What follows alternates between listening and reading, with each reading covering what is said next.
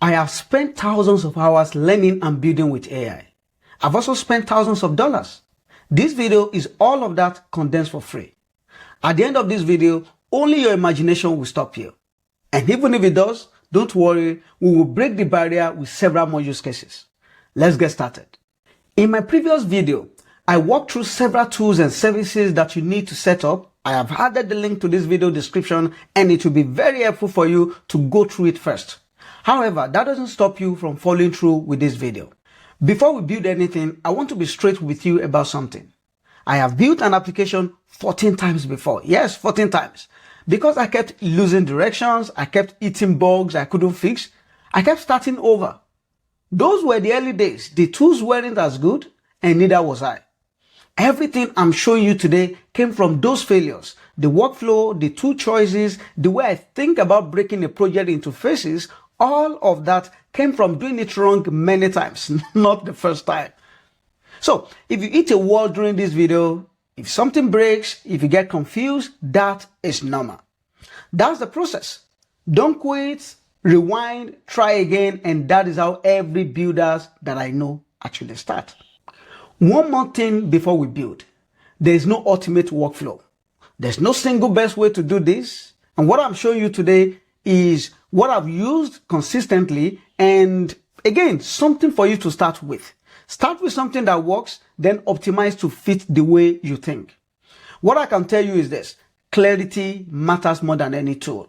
If you know what you're building before you start, you will get more done in 2 hours than most people and even teams get done in weeks or months. That clarity comes with experience. So it also comes from preparation, even though experience over time help you, but preparing well is very important. I use Claude, ChatGPT or Gemini to think through what I'm building before I write a single line of code or even ask an agent to do so. I ask questions, I set directions, I get clear. We will do that today. These are tips that will also help you. First, ideate with the chat app. That's the same thing I just talked about. Be very curious, seek clarity, ask for options, conclude on tools and framework. The reason you should use the chat app is because over time, this chat app has memories. They kind of understand the different use cases, your thought, what you are learning, mistake you are making, error you are trying to troubleshoot, architectural decisions you are trying to make. So, and over time, it helps you, even though you can do this thing with the coding agent itself, but because those memories are stored here, it just becomes easier for you to guide you in your next use case. What you get out of this engagement is a detailed PRD markdown file. I will show you all these steps today. Seek second opinion in ID. Even when you get to the coding agent you are using, reason through the PRD first. Ask for clarity if there's anything missing, because that is the agent that will likely end up doing that for you. So let it also criticize it and update in the manner that that coding agent understands best, and the model. And what you get out of that is most of the time is updated PRD markdown file. PRD means product requirement document. You could call it any name, you call it spec document, but of course the goal is to have a document that kind of detail the idea you're trying to build. And even when you are done with that, when you start building, seek clarity during build. Use plan mode for some features. Try docs folder where you could explain. If you do something that you're trying to learn, wow, this is magical. Can you write a doc, markdown file in a doc folder to explain the decision that was made around this? Over time, that might help you to also catch up when you want to learn what was done, how did you go about all of this. It becomes much more faster to gather that learning. And what you take out of that is a fulfilling and exciting journey. The last part I'll talk about is use agent skills. Agent skill is massive today. You have to install the relevant skill directory from the Vercel agent skill tool. We will do that. I will show you that today. So what you get out of that experience is a better specialized coding agent that have all the skills that is needed to produce a much more better result. In this video, we're going to walk through this use case. We'll build AI-powered invoice generator, and we'll use Clerk, we're going to use Convex, we'll email integration, status tracking, dashboard. We're going to use Next.js, Convex, Clerk, Resend, and Vercel. We're going to do end-to-end from the ground up. And because of that, I have put together, the very first thing is to ideate. Right here is my idea. This is where I showed everything. I've shared this, the link to this Claude chart is in the video. You can go through the thought pattern. I'll just quickly run through this because of time. So I describe what I want. You can use this as the beginning, kind of prompt for you whenever I want to build a project, and then ask, because it is not just about this prompt. What is there is this question here. Are there things I need to think about before you create the PLD markdown file for me? You can even ask, what do you think about this? We are trying to steer the agent to not just go wide, but at the same time, help us understand critical things that are missing before creating the PLD document. The result is going to be as quality as the thought you put into this. So this question is very important. When I asked these questions, he went through and he started asking me further questions that will lead to some decisions needed to be made so that it can generate the best PLD file. I answered those questions, then I asked something else. So this is why I'm walking through that plan now. What do you think about my responses? It's not just take the response and go and generate. This now help you to go through it again. Strong decisions you've made, ask me a few follow-up thoughts on your responses. And you can see them right here. I went again, I answered those things. Critically, there's a part here that I love what it recommended. Let's include them. I copied them, I pasted them back, but you will see what I was asking them. I appreciate calling out notification both in app and this. Let's add it, but is everything good now? Do you think there's anything else? Again, reiterating on that loop, we are here to think about security and safety of the platform, like gating feature. Is everything fine? Then went ahead again. Oh, you have asked about this and this. This is what I think is missing. And it asks me a couple of questions here. I clarify them, but there's also something you should know here. It asks this void flow, simple status change only, or generate a former void/credit note record. I'm not specialized here. I don't know much. So what did I do? I actually said, for the void flow, not sure of the impact, what would you recommend? So since other questions are clear, it's only the void flow. It went ahead on the void flow. My recommendation is this. And just when it went ahead and created the PLD. So the PLD is a markdown document you can download. I've downloaded this already.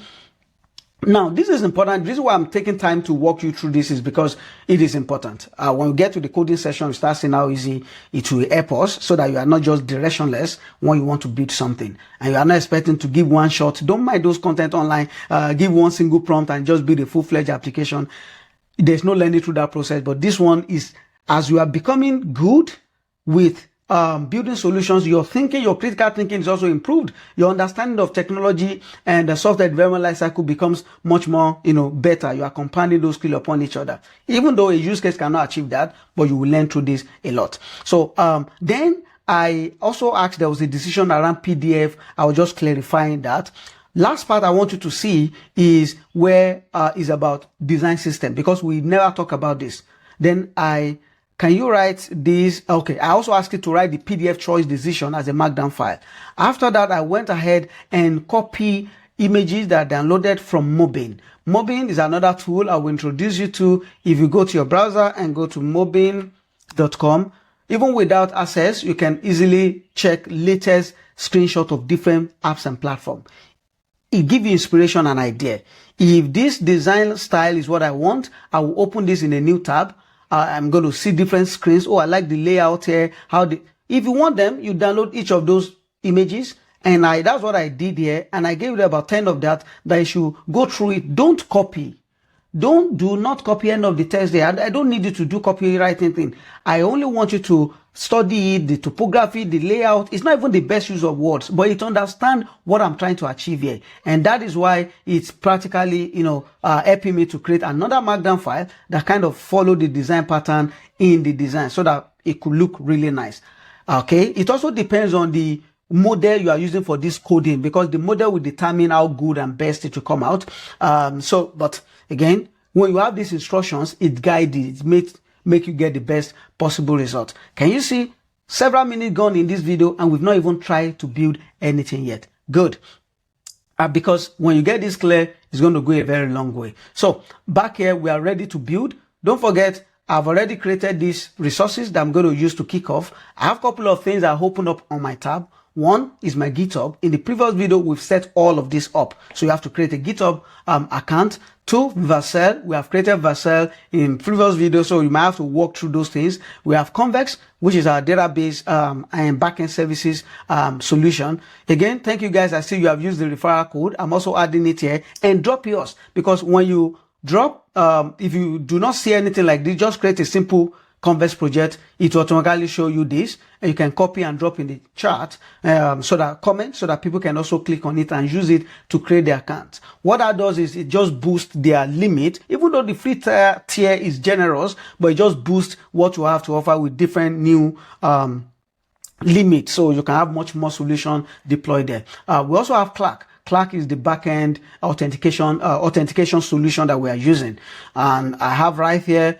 This is Otter AI. If you are using Mac and you don't want to be typing every time you want to speak, I will advise you to go to Otter AI. It's one of my tools that I built for free. It's open source, and you can easily download everything and use it. Amazing. Groq, we have set up this service. It's for open source model API key. You also pay, but it's very cheap, and the generous tier is more than enough for whatsoever we're trying to build. And lastly here, not last, we have GitHub, because you're going to be you might not have experience with writing Git commands, but here you can install the CLI so that the agent can be able to use the CLI to commit code on your behalf. Either you are using Windows or you are using Mac. I'm using Mac. Whatever system you are using, when you log in here, you're going to see the respective commands that you can run in your CLI.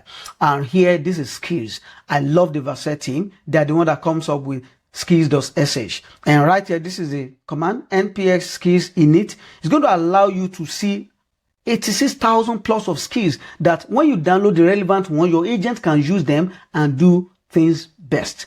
This one is skills. It can help you find skills that are matured, that is needed. In fact, it's the highest, because your agent needs to know, have a way, an idea, decisions that you can use to actually select what skills to use for different tasks that you give it. When we initialize it, it's my propose that we should install the relevant Vercel skills, which I'm going to really recommend. And with then every other skills we might need, we're going to install them. Having said all of this, the next here is to bring up our Cursor. Cursor is the IDE, Integrated Development Environment, which we have also downloaded in previous video. That is why it's very important. You go back to that video to install all the resources. We're going to be creating a new folder, and we're going to be naming our project, and we're going to be kicking off our coding agent. Two things we will use with Cursor, because I want to assume you are using the free. By the way, this video is going to use free tools. I could use Claude and use the big one, the big model, and people will feel the magic. But what if you don't have the money yet? What if you don't have the resources to commit to pay for these services? So all the free ones that are available is what we're going to use. So that means the output might not be the best possible. It's not about the best possible design. It's about the workflow. What does it look like? So if you can do that with not so capable models, which are actually better than 2 years ago when I started. But again, if you can do that with them, when you lay your hands on capable models, you're going to do much more. All right. So I'm going to open project. I'm going to create new folder. You set wherever you want to put your project. I'm going to call this invoicer. That's what I'll call this. I think it's invoice flow that we'll have in the PLD.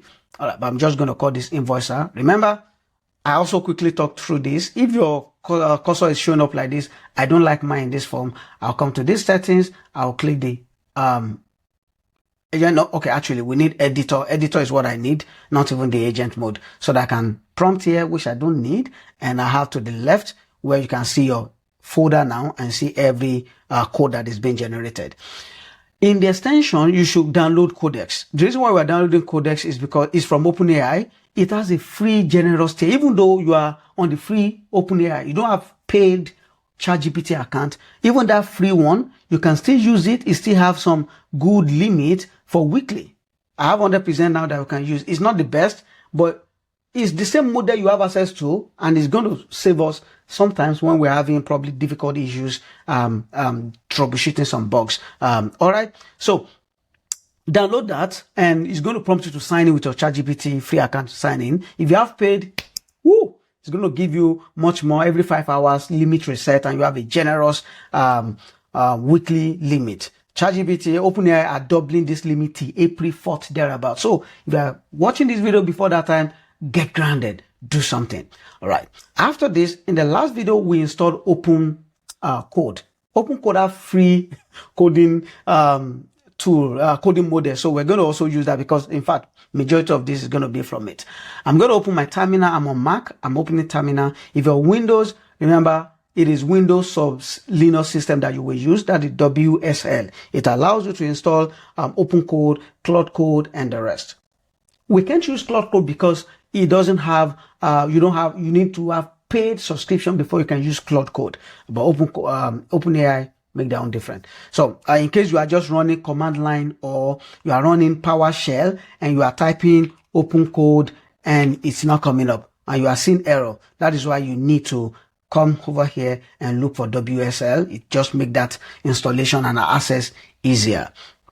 Okay, this is Open Code. It's terminal, but I can actually open it in a new window. But we can also just bring it up. How do you bring it up? I can just click and drag here. Or, you can right click and say open.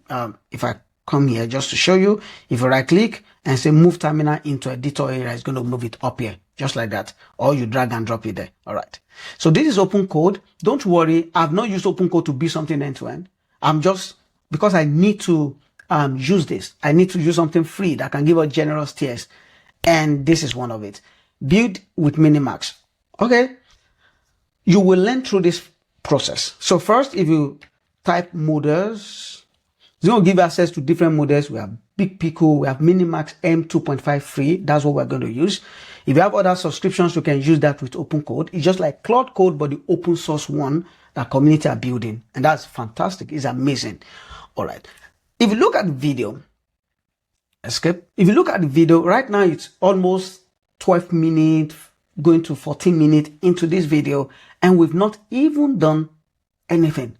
Wait, we've done so many things. The kind of background I was laying are very important. You are saying, show me the code. We're going to write the code.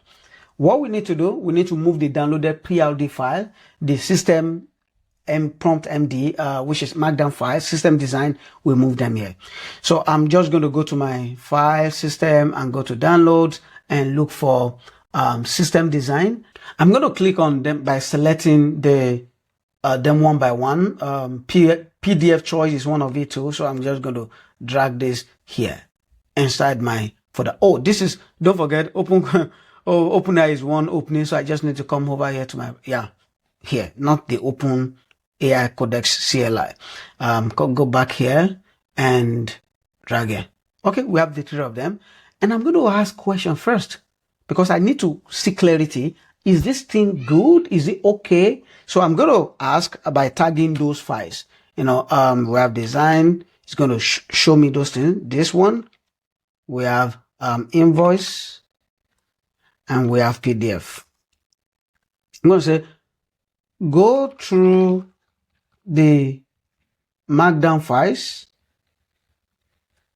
and tell me what you understand by the projects. By the way, the project name is, don't forget, invoicer, and not invoice flow, whatever is there, All right. Other things you need to know. Okay. Are there anything missing in the PLD file that you will need to be much more detailed to make building easier for you? Yes, we're already transferring the responsibility to the agent. I'm going to run this. And it begins to think, and it's a thinking model, and it create plan, it go through the file. What I will do right now is, just to save us time, I'll be pausing the video when it's running all of this. If I need to pass any instruction, I'll make sure I capture that, but I won't do anything at the back, just so that I can make this video considerably okay in length, instead of us wasting too much time on it. All right.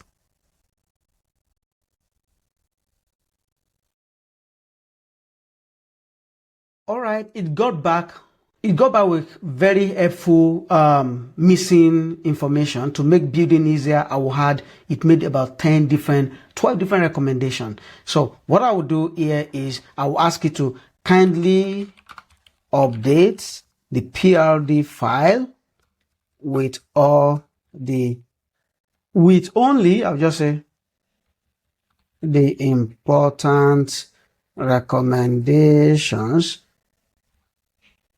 all, if all is needed. Okay, so it's going to update that. Now, before I forget, there are a couple of things we need to do quickly because this agent is already working. We need to download skills. Don't forget, here we have npx skills init. We need to run this so that we're going to create a new session so that I can sync with those skills. Npx skills init is initializing that. It's going to show you this. Continue by pressing enter. If yours is not run, if you're on Windows, it might not run well on CMD command or PowerShell. Just use the Git or the WSL. Follow whatsoever works for your device. I'm going to click on continue. Yep, it's done. Let me be sure that it's done downloading that because we need it. Yep, skills invoicer. Yep, initiated skills invoicer created skill.md. Right. Okay. So we need now to install skills. So it is done updating the, in fact, it include updating the name from invoice flow to invoicer. And back to the skill, I want you to do this command so that it just help us install some basic information alongside. npx add skill vercel-labs/agent skills. I will try to also add that in the video description. When you run this, it's similar to what we're trying to init, but it's just going to also propose these foundational skills from Vercel, which we need to actually have installed. You use space to select them. Vercel to deploy to Vercel is a very helpful skill. Vercel composition patterns, Vercel React best practices, because this is a very good React project as well. Vercel React native skills in case you are building React native. Vercel web design guidelines. This is good. We are just selecting, I'm using space bar to select all of them. When you are done, if you want to select anyone, use space bar. When you're done, you press enter. It's also asking, because it deployed this agent to several other coding agent skills, to several other coding agents by default. It can manage up to 16. In fact, 41 agents. They've improved it. So by default universal, it has deployed them to Cursor, Codex, GitHub Copilot, Kimi Code CLI, Open Code. So it's already affected Open Code. If you have other that you want to also deploy to, you select them. For example, anti-gravity, we have it installed. I want to deploy to Cloud Code. I'm okay with that. I'm going to click enter. So it's asking me, do I want to deploy this on this project alone or global? I need these keys on global. I'll select enter. How do I want the installation method to be? Such one that is easier to update all of them at once. That's the syslink. I'm going to just click enter. Do you want to proceed? Yes. It's so fast. Installation completed. Yep. Install the find skills. That's number 1 on the table. Yeah, I need it. Yes, enter. It's cloning. It's installing. It's done. There's a skill that we need, which is Clerk. There's a new skill for Clerk. There's a command for us to also find skills. So when you type npx skills find, it opened up and allow you to search for skills. I'm going to search for Clerk. As I'm searching, it's going to bring up Clerk. So there's Clerk Next.js pattern. There's 30,000 installation. There's different Clerk. So I'm also going to install them. Can I select multiple Clerk? Okay, I can't. It's just space that is written. So I'm just Clerk Next.js pattern. I'm going to click enter. Install there. Yes. Enter. Global and syslink. Yes. Proceed. Installation complete. I also need to go back and run the code because I need more of that Clerk. I'm not really sure the actual one there. Clerk skills. Yep. There's also generic Clerk skills. So let's also go with that as well. Enter. Global syslink. Yes. This should be very fine. This should be very good. There's something that is also very helpful, which is called Convex. Convex, which is a backend. Because of the coding agent we are using, Minimax, is not the best, but it's not so worse. But if I have access to those things, it becomes easier. So we need to put, there's a convex rule. I need to put it in this folder. I've downloaded it. I'll put the link in the video description. When you download that rule and put it in the folder, it becomes easier. It understands how to use convex better when there's a guideline than when there's no guideline.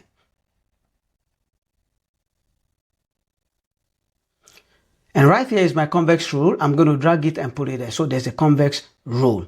Now, all the skills we have installed does not sync to this session of open code. So I need to open a new session of open code. Can come back here, depend on system, open code.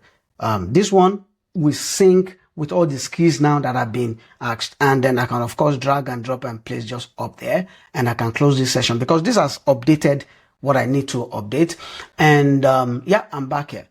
Terminate this one. I'm on the new one now.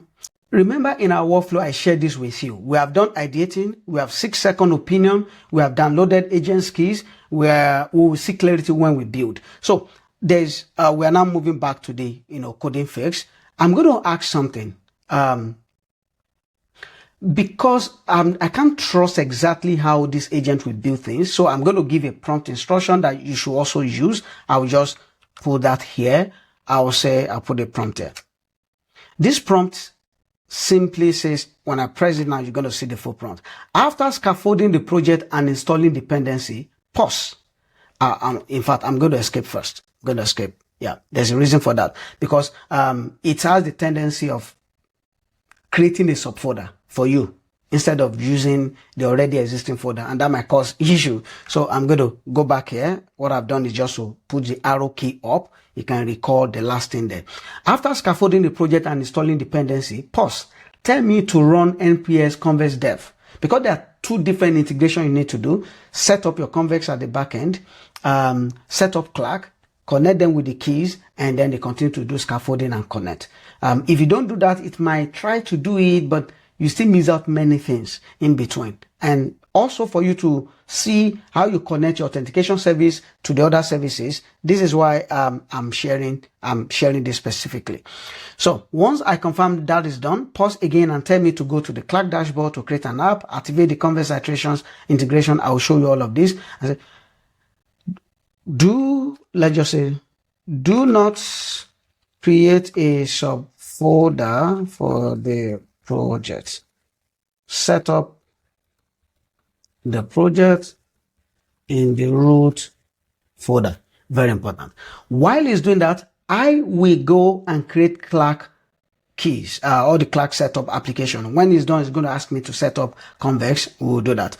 I'm going to come here and go to Clerk. Clerk is an authentication service. You will see how it worked as we build this out. I'm going to click create application, and I'm going to give it a name, call it the same name, invoicer, and set up what mode of authentication do you want people to do. Is it continue with their Google? And if you want to do Microsoft authentication, I'm going to toggle that on. In subsequent video, because I will keep this short to development environment, we'll take this application to production. How do you then connect your own live keys from Google, from Microsoft to Clerk, so that it can sync directly to your own production environment, because this is using development environment, but it's going to work and function.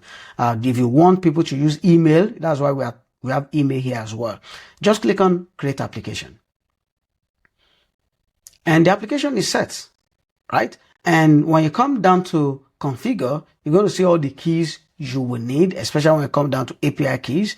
We're going to be copying this and paste and use this as the Clerk JWT, but I'm waiting for it to be done with the scaffolding. When we run nps convex dev, we then connect this authentication from Clerk to Convex. Let's check. Okay, it's still building this out. All right. So it's a thinking model. nps convex dev is trying to run Convex. Now I need to initialize Convex in the project. Let me do that. I specifically, okay, it's done initializing Convex, but I specifically ask that I need to be the one to do Convex. I'm not sure if it's any issue here. Directory, okay. Now, it's going ahead to do all of those things. What I can also do right here is to run nps convex dev myself. Okay, it's still create convex directory. Let it be done with those things. It should ask me to initialize convex. And once it does that, I will set that up. And when we initialize convex, it will automatically create .env.local, which is the environment variable you need to connect to. And the moment that is done, yeah, I have a good understanding of the schema now. Let me create the convex schema file and set up the basic structure. After this, I need to pause and tell the user to run nps convex dev in a separate terminal. Amazing. I'm going to pause this video. Once it's done, we'll do the next setup.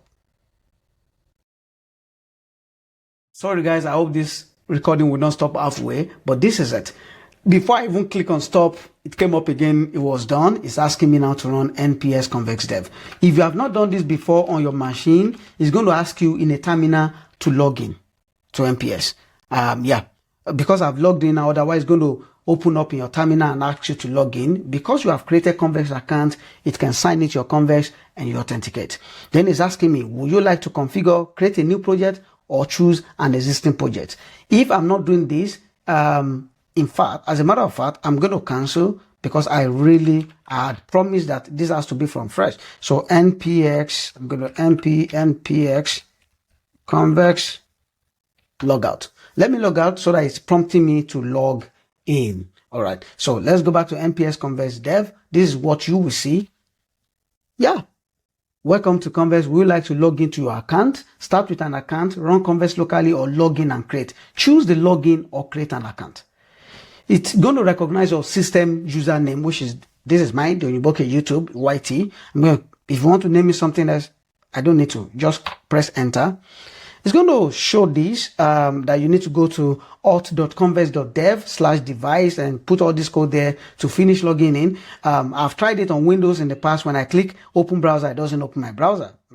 I have to just over on this and copy this link and paste it in the browser. And ask for code, I will type this code right there. But for me on Mac, if I press enter, it's going to open browser. It's going to sync because I've already signed into Convex.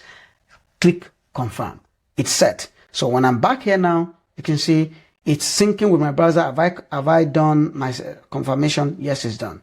The next one is asking me now, would you like to configure, create a new project, or choose an existing project? I need to create a new one. So I'm going to click enter on create new project. It already picked the project name, invoicer. Yes, I want that. If you observe at the left-hand side, there's not so much of configuration done yet. So especially the .env.local is not created. When this project is set up on Convex, automatically it's going to create that and put some details there. I'm going to click enter. Where do I want to host it? In the past, it was just North Virginia, but now we have Europe. I'm just going to go with North Virginia. While setting up, it's created. You can see automatically .env.local is there. I'll click on it. Some deployment keys. These are information from Convex. They're already here. I will go to Clerk now. Let's connect them with Clerk. I'll go to Clerk. I'll copy this key again. I'll come back here. Nope. I'll come back here. I'll paste them. Again, don't forget, I'm going to delete this one. I will now also rotate the keys. I'm going to save. That is not all. I need two things that I still need to do.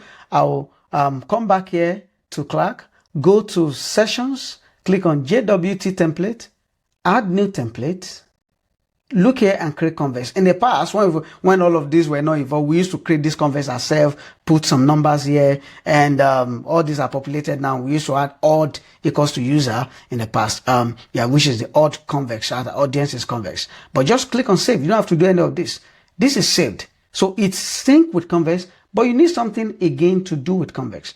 Go back to this configure, go to your API keys, copy this front end API URL. That is your Clerk JWT Azure domain. So when you go to Convex, the project is there automatically because it's been initialized in our CLI. I'm going to click on this.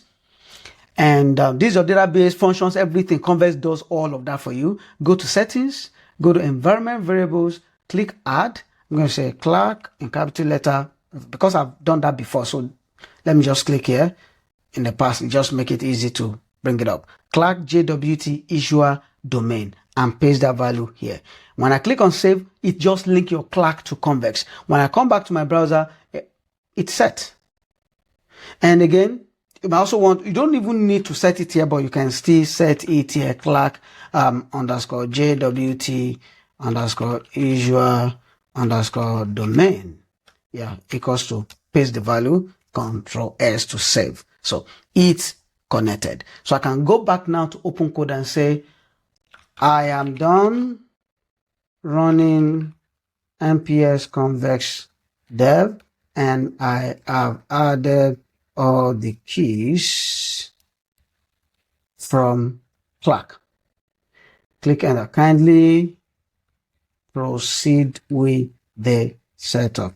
Do not forget to use the available keys, and I'm going to tag convex rule.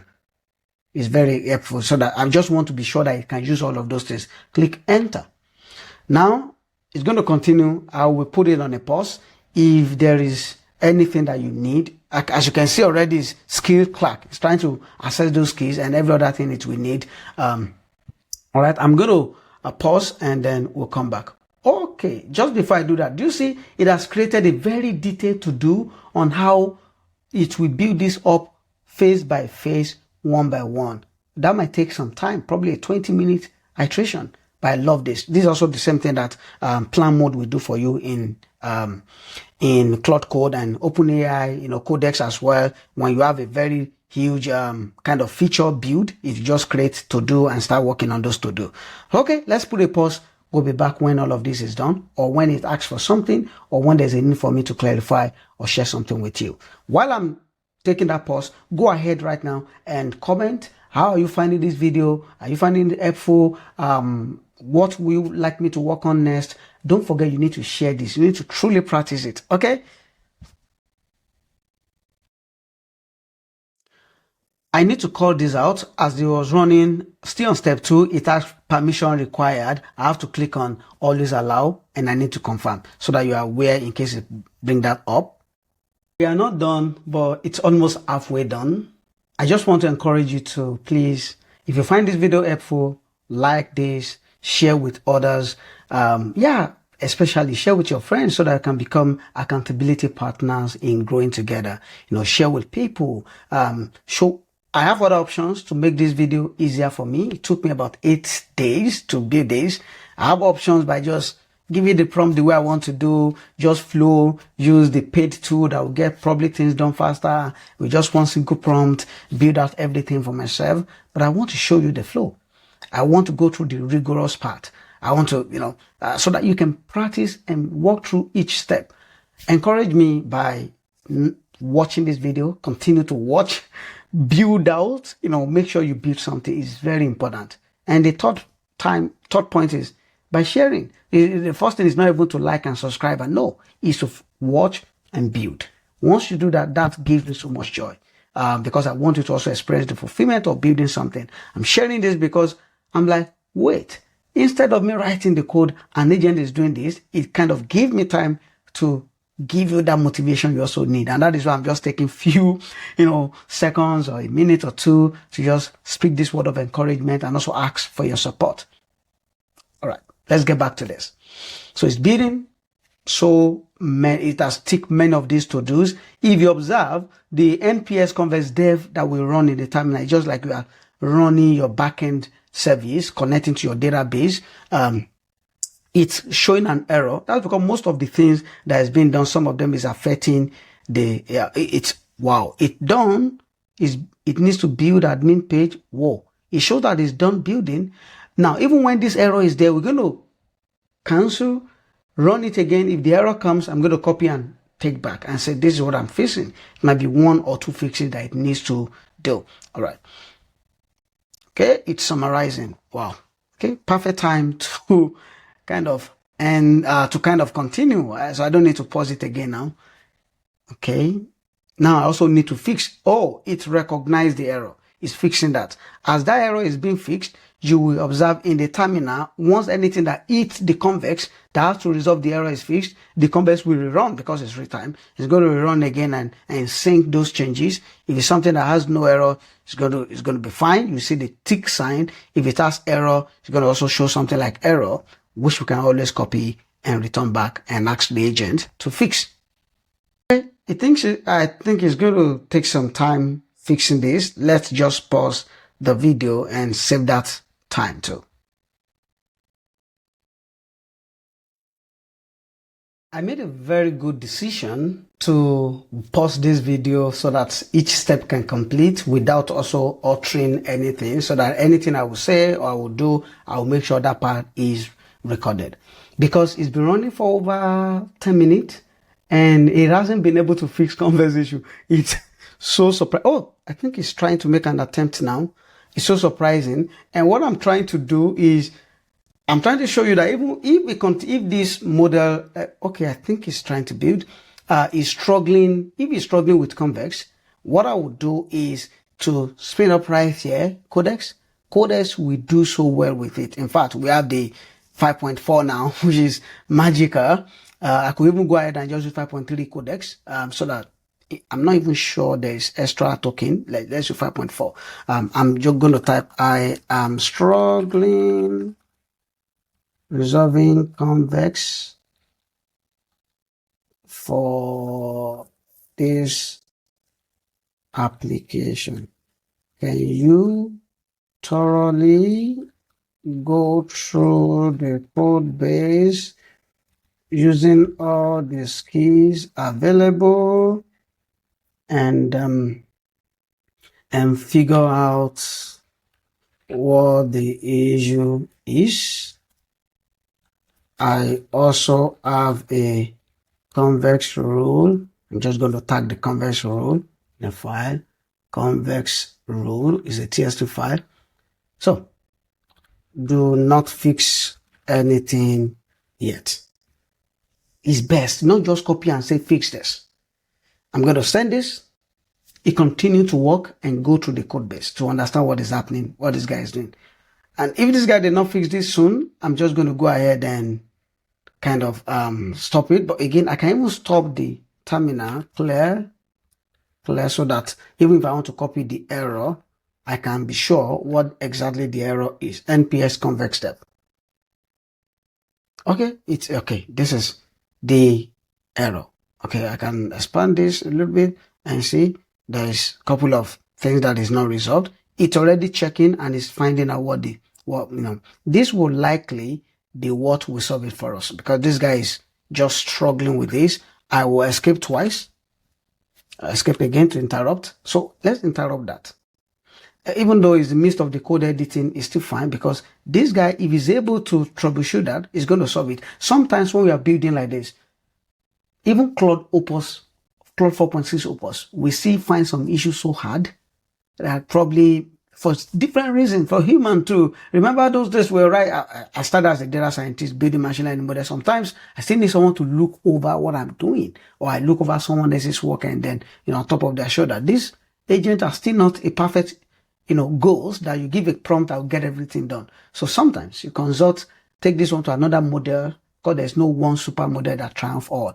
But OpenAI Codex model are so good with finding bugs, troubleshooting things, and resolving it. In fact, I have a couple of projects that from beginning to the end, almost I use Codex. I did not even remember to use my Claude subscription. So, yeah, it's going through this now and it's finding, it's going to iterate over it. And I will copy this as well. When it's done with its findings, it's going to come back and show us all the finding and it will resolve it. I'll copy this and I'll paste here and also type, these are the errors in Convex 2. Okay. Oh, it's already even creating tasks to fix them. Is it creating tasks to fix? No. Report diagnosis without making any changes. Good. Okay, so I can say these are the errors in Convex 2. Based on your findings, kindly proceed to fix them all. Yeah, so I have this. And when you send it, it has the ability of steering. This shouldn't go. Yep, I have sent that. So it's going to wait. If I want to use this instruction to steer, like it's doing something I don't want, don't do it the other way. When I send it and I click on steer, it's going to send it right now while it's doing what it's doing, and it's going to consider that and redirect whatsoever it's doing. but I'm not doing that. You can change it in settings as well.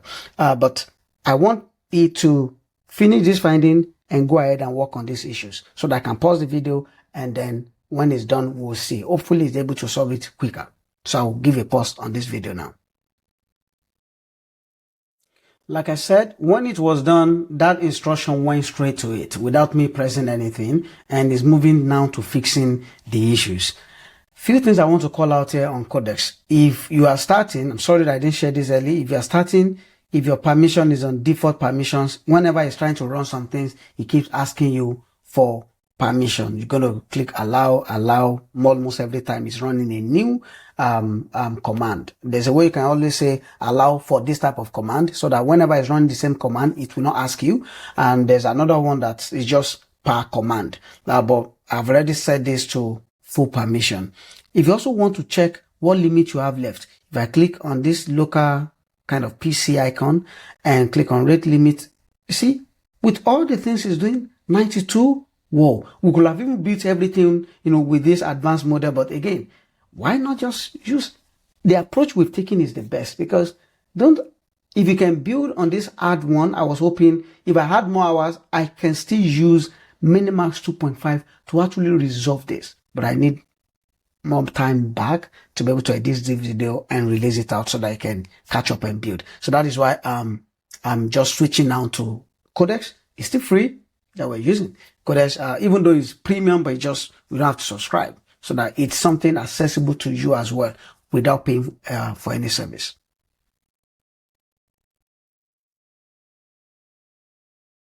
Two things we might just do while this is running and is trying to fix this issue. One, we can create a GitHub repository for this project, and also install GitHub CLI. So any of those configuration that needs to be done, we can do that in parallel to save time.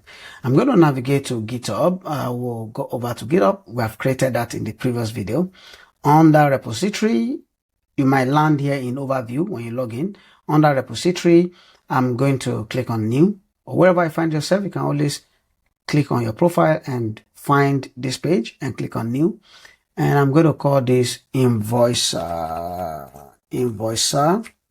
Okay, I will make it public and say invoice AI assisted invoice solution. The reason why it's AI assisted is we're going to be using AI to generate insight. So you're not just creating invoice to engage with customer. Add README file. No need for that. You can add, I'm just going to leave it blank because there's a README file that has been created for our project already. If you come down here, just click create repository. This is it. So I'm going to copy this. I will give it to the agent to run it, but the agent also need access to GitHub CLI. So that is why it's important. And I shared this, and the link is in the video where I can just use this brew install GH to install GitHub. I'll go to my terminal, I'm going to type brew. Okay, I can even do that directly in the terminal here. I'm going to come over here and type brew install GH. For you, if you don't have that, if you're unable to run that in, you're going to see the command for your Windows in case you use Windows. So you see the guideline for that as well. I'm going to run this. Okay. Brew is just one of those library and package installer for Mac. I'm new to the entire Mac ecosystem. I'm not a pro there. So, but again, it's easier online these days that you can always catch up with things. To reinstall this, run brew reinstall GH. You have two outdated formulae and two outdated cast installed. It's already installed and up to date. To reinstall 2.87.this. All right. So that's gone through those things and set it up. All right. So we know that GitHub CLI is there. While that is running, you might want to also quick query, just to know what is next. I want to sort you out how to connect both of them to each other. Right here, this is all the code base you see. There's a Git already made right here in our code base.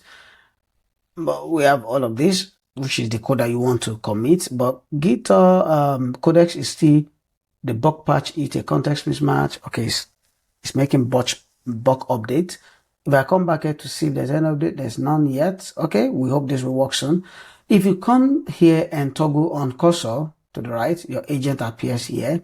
What we need is actually not agent, it's rather editor where you can just prompt. So even if we click new agent, it's going to show here. And I can toggle this off and come back here and just change the size. You can put in auto, but even for a free person, you're going to have access to a certain limit of this model, even for a free account that you don't have paid cursor. So I'm going to select Composer 1.5 is a cursor model. I'm going to say, I have installed GitHub CLI. Yeah. I have also, I'm doing it because I'm assuming, you can see right now, Codex is making a lot of progress. Now it's syncing, it kind of found one error, it's going to run that now, and it will fix the error. I have also created a GitHub repo. What do I need to do to commit my code base to the GitHub repo setup? It's a question. You are not asking it to actually do that. You're just asking the question. Okay, switch name model. Okay, switch to auto. Auto will just, because you are free, it's going to route through any model that you find cheap and still answer the question and be able to solve that command. All right. Again, I just want to show that you can use this to learn what should I do. If this is one that you have to set up yourself, you can ask a very current model. If you ask an old model, might give you a step-by-step of some things that are not really the way they are today. So, but when you ask a very current model, it's going to tell you the steps still within your terminal. And again, if you have this CLI installed, you can, I'm going to ask GitHub, I'm going to ask Codex. Codex can actually install and do those configuration for me. You can create that same GitHub automatically. The repo we have set up, you can create it automatically. But I mean, you learn some of this one by one, stage by stage, and you evolve your workflow. I'm not trying to learn it overly magical. It will solve it. It has solved it now. Wow, Convex is running. So it's going to end now. It has solved it. It went through that, ran for several minutes. It resolved it, solved and fixed. And here we have already done GitHub CLI. I'll clear, or since we have it, I'll clear this. I will run npm run dev so that we can start our application and even see what does this app look like. It's still making some fixes. So I'm going to say npm run dev on your system. Is going to help you. Again, I have some scenario where I ran this on my Windows, just using PowerShell, it don't work. Sometimes I use command prompt, it will work. Sometimes I'll just open my Git. And how do you toggle around those things is here. If you have them installed, you're going to see other terminal, tool you can use. All right, I'm doing one last cleanup. It's doing cleanup. I can use npm run dev just to start that project on your local machine. So this is it. It's eating some error, which we will fix because there's no landing page and all of those things. Codex is going to do a lot of work for us here. So what I will do to make it easy is just Control-C to cut this, to cancel. Click on this button here, depending on, it might be red for yours. Copy, command, and output. And again, while this is run, you can run parallel. So I'm going to create new chart and say, and paste it here. And say, I am eating this error. Kindly fix and also create a single screen landing page, functional landing page for us that follows our design system. I'm kicking, if I kick this off, if the other one is not done, I think it's done. That's why it's done right now. If it's not done, you see progress running here. And again, I'm trying to also protect and preserve context, because context limit, because right now this shows that context limit is 3% used, so it's still good. But if I come to the old one here, hold on, if I click here, okay, yeah, this is the old one. This is the one that's currently running, fix Clerk middleware landing page. This is the one that has been completed, and I select it. Yeah, the context means has load 51% full. The moment it's 60%, I just try to shift to another one. Their memory is becoming huge now that they can undo, they can compact and continue without losing context. But it's done. And if you come back here, is Convex running? Convex is fixed. It's fixed everything. The other one is just about the real application itself. So Minimax did not finish all, even though it says it has finished all. You know, it's running. It's going to fix that up for us. Let's go back there. It's fixing that. It's going to build a landing page. There wasn't any landing page in it in Minimax plan. So I'm going to just close this. And I will run npm convex, npm run dev. If I run this now, even if it's not working, it's continue to sync as the changes here are, you know, being fixed. But I assume this is deleted file. I assume this is getting some things done. Let's go to our browser to confirm. If I type in the browser localhost 3000, if it's building, yeah, the landing page does not exist right now, and it's still building. Yeah, which is what is happening. When it's done, you can see this guy is going to respond to that. So I will pause this so that we don't take too long time. Yeah, but we're getting there. After this landing page works, I will go through some. I'll just play with the features. If there's anything to tighten up, I will ask Codex to create a plan for each of them and then tighten them up, and we'll commit that to GitHub. We'll deploy to Vercel, and you see, wow, you can access your project not just on a local device but on Vercel. Of course, it will require not fine-tuning, like kind of making updates. If you expect everything to work perfectly well, then you are not ready yet. Yeah, don't worry.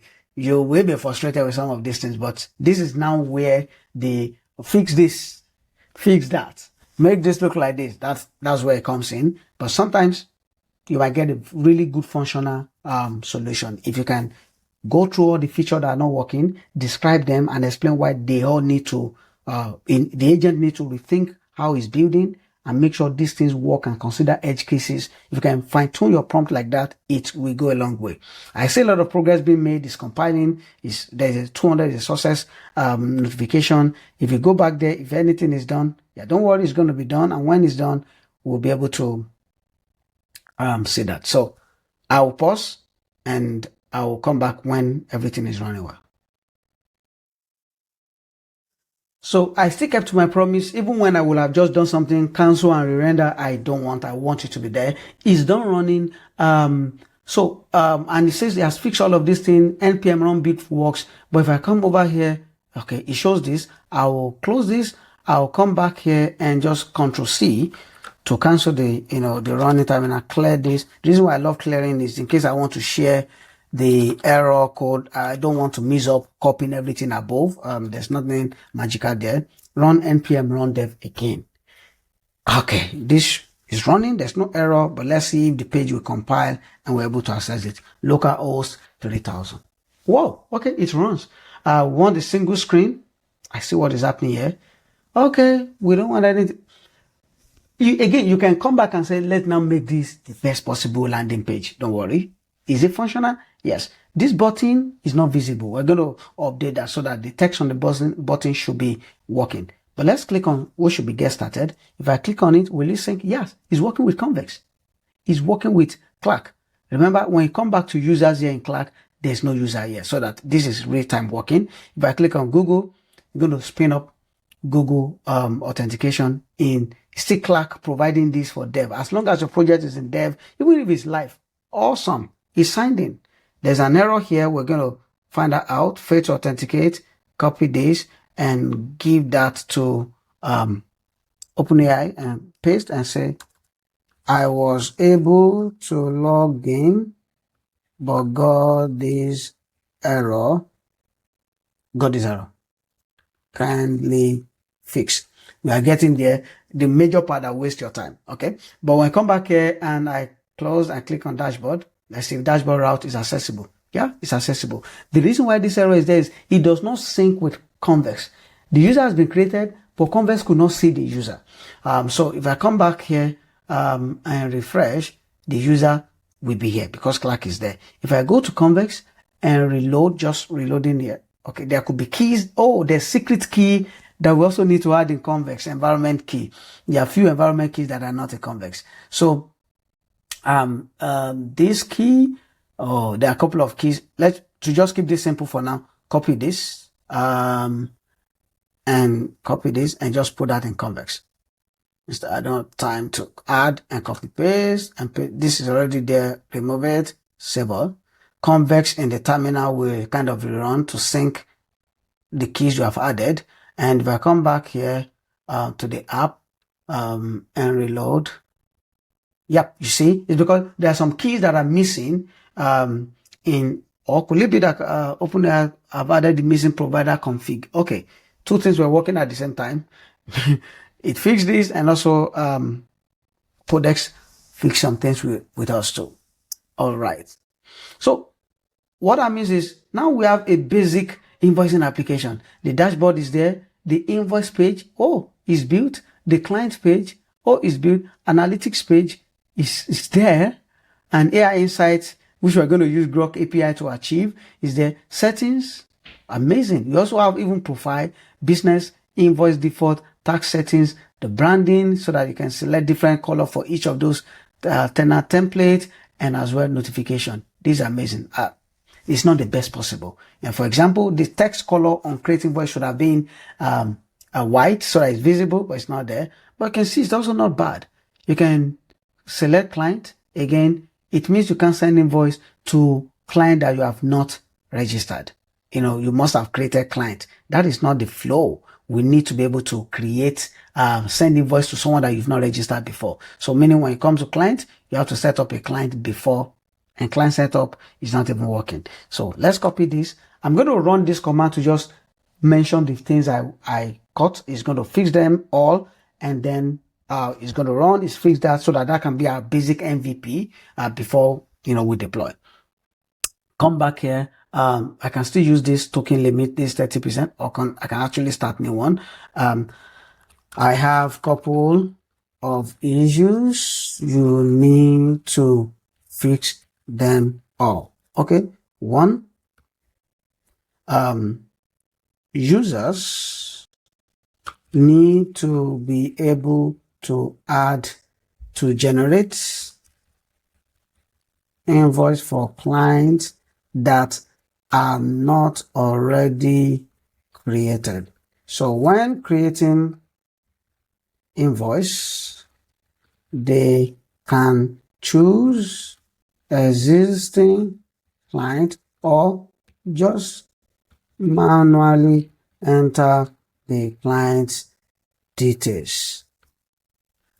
Upon completion of this, it should send the invoice to the client and also show a modal asking if the client should be auto created as client. If yes, check if there are any missing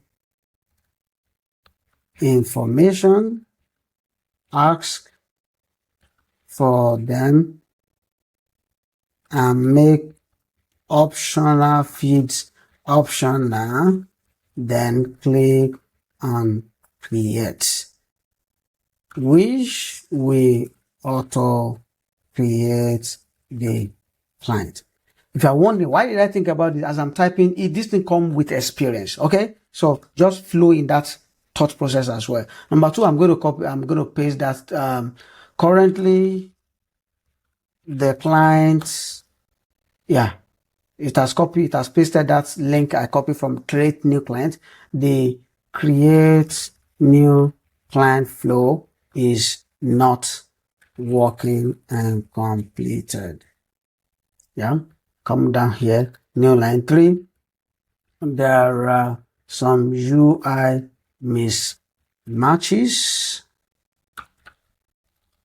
with text color not visible on buttons, like on the landing page for create account / get started button, create invoice button, on the dashboard, etc.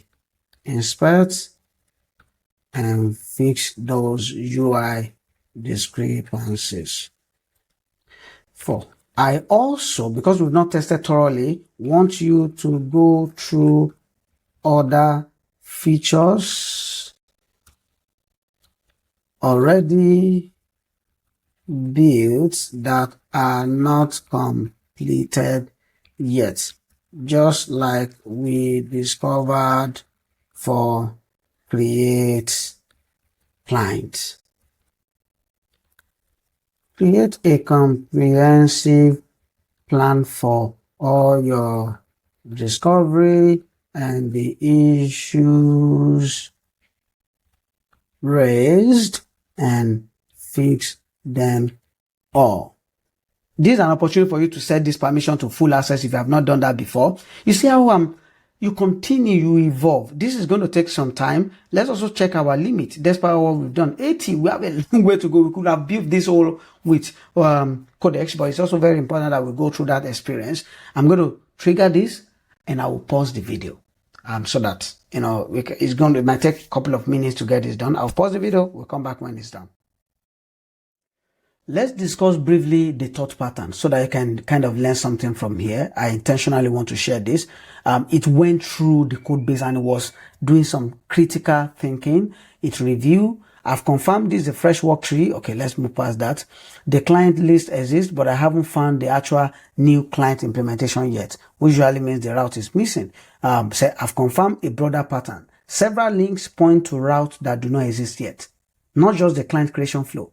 I'm enumerating those gaps now so the fixed set covers the user-facing dead ends, not only the first reported bug. You see that? And that's what we wanted to do. That's why Codex is so good.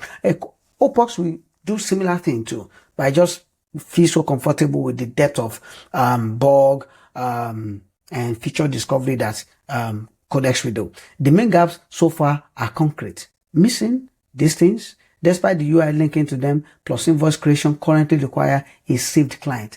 I'm checking the user settings layer and then need to do markers before I log the implementation plan. I have enough context to log the work into a single pass. It has gone through that in a plan. Fixed data model and convex mutations so invoices can store either a saved client or an ad hoc client snapshot, and so send invoice can actually prepare delivery instead of only flipping status. Okay, rebuild the invoice creation UI to support both clients. Yeah, exactly. Implement the missing client route and complete the broken client flow. Amazing. Creation of all those necessary flows. Implement the missing invoice detail route so all existing dashboard links land on working pages and invoice actions are usable. Sweep the existing dashboard features for incomplete or placeholder behavior, then fix the high impact gaps I can confirm locally without inventing product scope. Normalize the shared button styling so foreground contrast is correct on landing and dashboard CTAs, then run lint build verification and adjust any regressions. It's running through all of that. Has created this plan. 0 out of 6 tasks completed. Don't worry, sometimes it continue to run like this and by the time it responds back, it has done probably 5 out of 6 or even done everything. So yeah, you can also collapse and expand it like this. All right, I'm going to pause back now, so wait for it to conclude.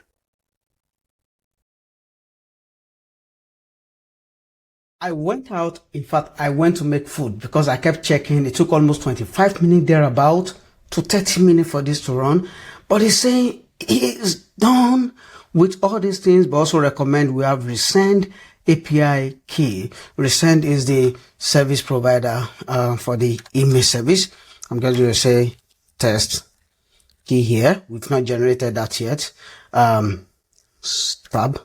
Yep, I'm just going to copy this, Control C, go to Convex. In the environment variable, also set Resend, even though we've not generated the real one, because for you to generate real key on Resend, you also need to automate, do your domain configuration. But let's check what we have here. I'm going to come to the server running itself. Okay, back here, I'm going to reload. As you can see, this is the dashboard. Yep. In fact, it's tried to fix things, but the buttons are not even visible again. Create invoice. Okay, this is the UI UX for creating voice. I select a client, no client. Whoa, interesting. Invoices, there's none. Client, create client, analytics. Okay, the page is still functioning. Settings, few things we just need to, this is working. So I'm just going to straight away ahead, create an invoice for a new client. Need a new reusable, create a client. Existing client, new recipient. This should be a tab that you can click on. This is new recipient. This is an existing client. New recipient. Recipient name, I'm going to say Orlan. Yep. And email, I'm going to put, of course, our email. Company, I'm going to say YouTube channel. And phone number, I can just put 1, 2, 3, 4, 5, 6, 7 here. Straight. These fields are not well configured, and I will take the screenshot and ask it to improve. I will commit that and just save this. UI UX can always can be an issue sometimes, especially Codex is not that good with UI UX. Claude Opus is good. Address, I'm just going to say United States. Currency USD, date issue, today's date, line item. I'm going to say this, so service 1. Okay. The amount for that service 1 is, let's say, $400. Okay. I need to know how these fields are working. 400. Yep. Add on that line item and say, edit content, just to be sure that we do a kind of small test. 200. Okay. You can enable tax, you can enable VAT, all of those things right here. 600 notes. Note, where's the note feed? It looks like a note feed. Wow. Note feed. Testing purpose. Of course, if you go, but the email will not be sent because there's really no thing. Yeah. Here, all I have to do is save and send. Oops, I wanted to contain Apple Intelligence and email. Now it's trying to open my email. Continue. I don't need that. I'm just going to close. It's create an email for me. It's trying to do those things now. That is not what I want. Don't save.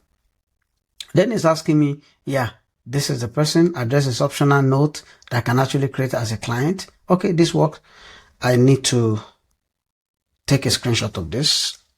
Right, because I want to ask that US fix. Add this here.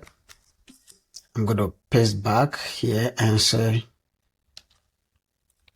great job done, but the UI are now the best experience. It is not so good. The buttons are there, but not visible as button.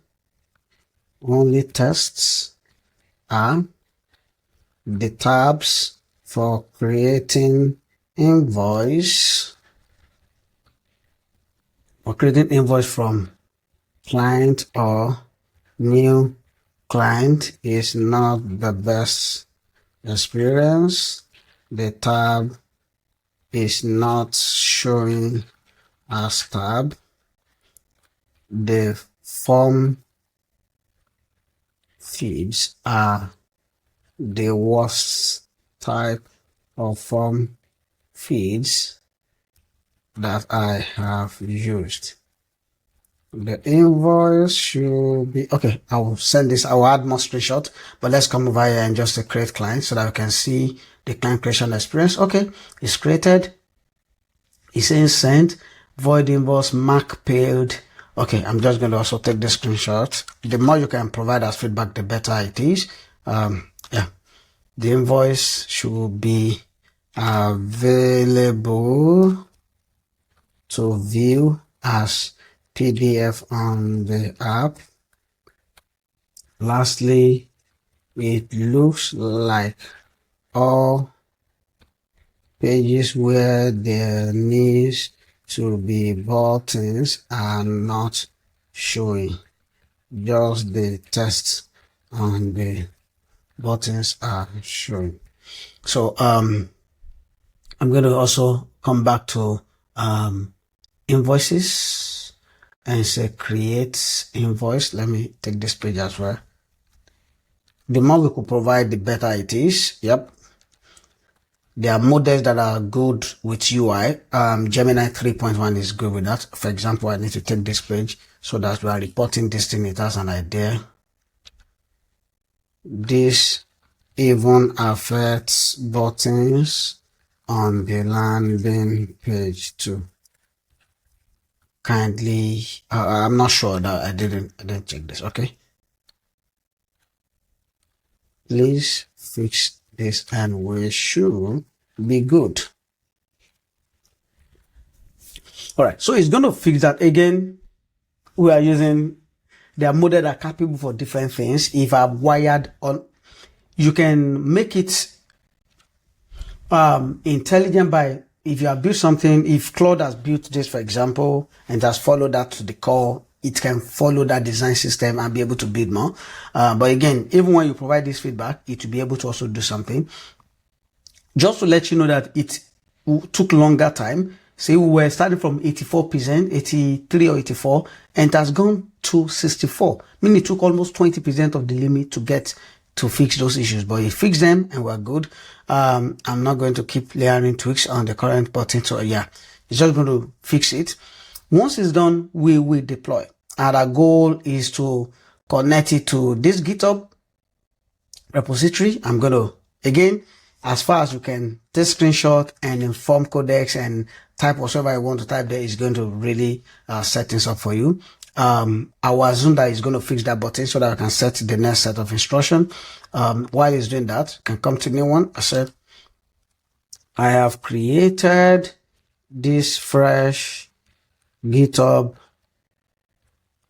repo and also install GitHub CLI on my system. Can you commit all the code base there so that I can deploy to Vercel? Use all the skills available to you. Just calling out because you don't know exactly what I end up working here. And I'm also going to illustrate something very important. Just want to be sure with my check. I'm going to illustrate something very important here. When you are doing this GitHub, this thing, try to provide your username below my GitHub details. Sometimes, you know, so that I can make the commit information clear. Email. Yes. GitHub. Okay. The email we are using is TheOyinbooke yt@gmail.com. Name is TheOyinbooke yt. Make these settings my commit settings so that both author and commit is the same thing, and Vercel can easily recognize them without conflicts. All right. So that one is still running because it's fixing the issue, is compiling things here. And when you come over here, if there's no error on those pages, you see back to invoices. Yes, these awesome. Just by providing those feedback, we have a kind of improved UI UX that we can all say, yeah, I think this is, you can see this text button should still be white on green. We can always correct that later. Invoice is better displayed now. Client, it has created this client. There are ways I can do this by turning this to a table and not cards, because more or less all this information should stay on a table and columns. Analytics it has always been good there. And settings, we have not battle test these settings, but just to let you know, there are things here that are working. Back to dashboard. When it's done, we can easily commit this. It's almost done. Let me ask, before you proceed, that will help us guess. Before you proceed, are there things you need aside this info. Yeah, so I'm sending this so I could just do that. Once this is done, we deploy to Vercel. Another thing I can say is here, next public app URL. There's also, there's a particular this endpoint that we need. I'm using skill installer. Okay, skill creator first is installing that. We have next public app URL, next variable, next public app URL, which is this. We need that in Convex as well. Control C. I'm going to go to Convex and create that as a variable. Save. And while that is there, this is almost done with the UI changes. I would have copied some of this. Then again, you can ask that I have enough context now. Yeah, I'm applying the repo. I'm applying the repo local git setup, and the local commit is in place and the remote is configured. I'm attempting the push now. Actually, I'm not even done with the fix as attempting the push, but it's not bad because even after it's done pushing whatever I need to push, if there's new changes, I can also directly start using my UI to push that. And I will show you the UI, which is right here. You can come over. It has pushed those differences. Yeah, I can see that now. But there's still changes. You see now, new changes are resuming. When those changes are done, we're going to stage them and then commit with it. Wow. I think he's still investigating more changes that are there and he's committing them simultaneously. Interesting. So this is it. Yeah. I said, okay, identity, next step is Vercel, import to Vercel. I also use the available skills as requested. Okay. All right, it's done. We're just expecting this fix to be fully completed. PDF route type signature was the only build blocker. I'm correcting that now. Then I will rerun build. All right. Before you also deploy, you should always try to run npm run build. It simulates your code base as building, not even the deployment. So sometimes when you run npm run dev, it's available for you. Even when there is working, when you try to build for production, when you are trying to deploy to a web server or the rest platform, npm run build will allow you to test that if there's any dependency, there's anything that needs to work. If it didn't work, then obviously when you deploy, it's not going to work. So sometimes this AI coding agent will run them and be sure that they are working. npm run build is successful and test some lint test, some TypeScript error check. If they are working, and that is fine. Sometimes you also run it yourself because by the time you deploy to Vercel, if that error is there, it will come back to you. And that is not helpful. Why not make sure everything runs before you deploy there? All right. So why this is running? Because we're almost wrapping this up now.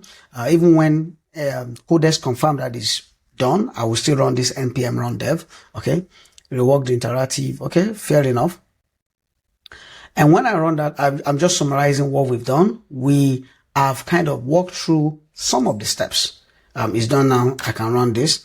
We kind of walked through some of the steps by, showing you the workflow. We went through the Claude descriptions and querying and clarifying. After that, we come to our code editor. We also do another stage of clarification, opinion seeking.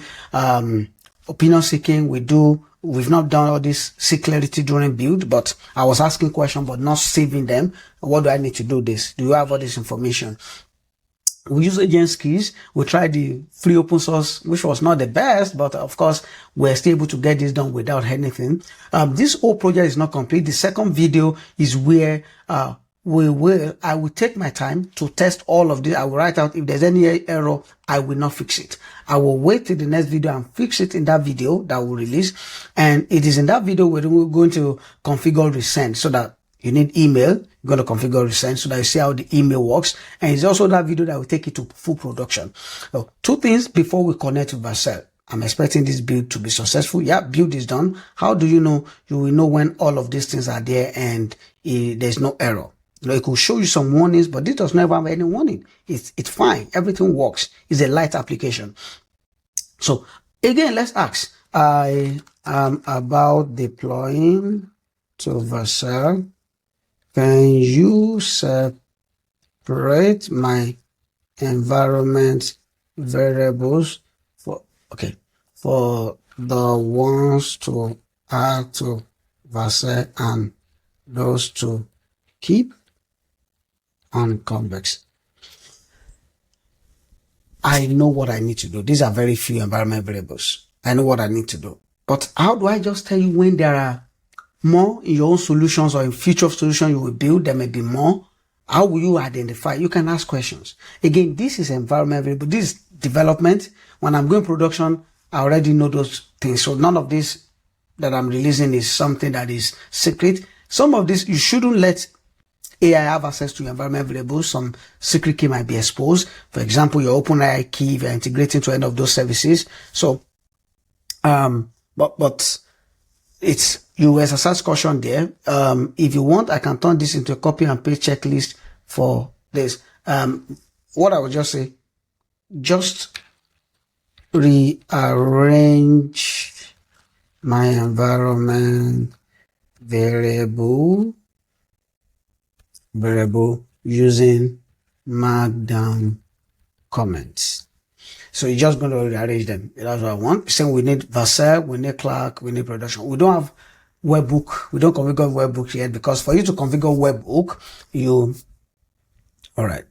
I was expecting to make changes to this. For production, replace text with other things, but it doesn't. So it's saying in Vercel, we use Next Public, optional for Vercel.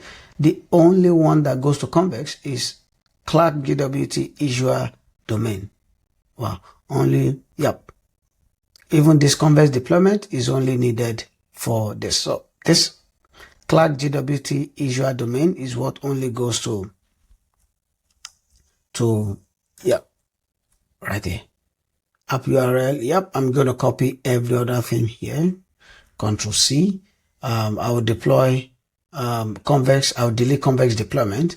Come here to Vercel, because Vercel is, we use our GitHub. Don't forget, 5 minutes ago, it automatically, even sync. If you don't have that experience, there's a page here where you can click on new project and then shows you. Okay, let me go back here.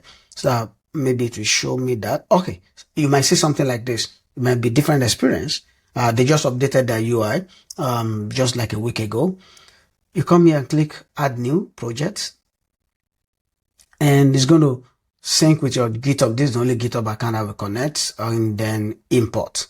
And right here, it's going to ask you for environment variables. Click here, just paste those environment variables, Convex deployment. I'm actually deleting this, and then click deploy. Now, when we are deploying to reproduction, these environment variables are all going to all environment. Meanwhile, they should be for development. When we are going for reproduction, we will not be using this. We'll keep these ones as either preview and dev, and use a new set of keys for production.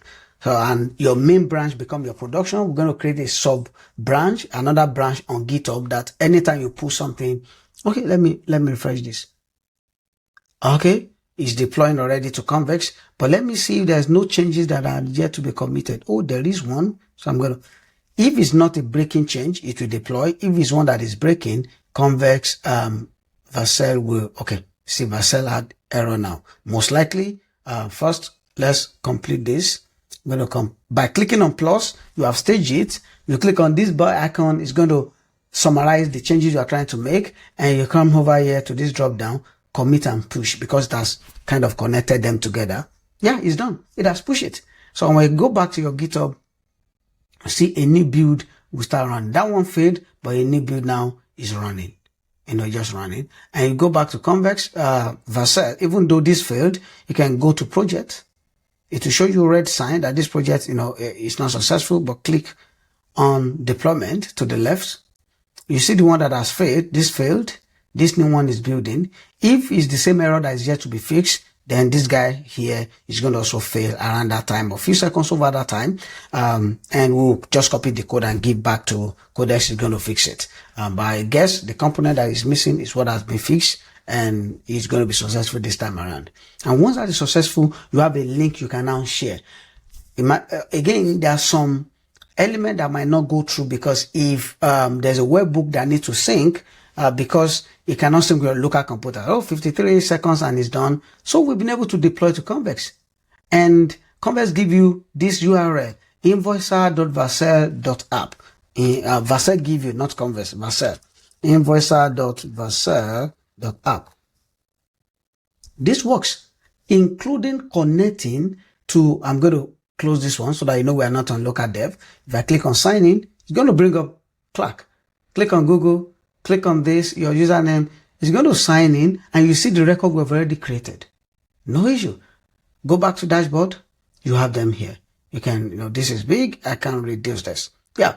Everything we've done, the invoice we have created, because it's using local Convex. So it's still using the development environment for Convex. This environment is what it's using.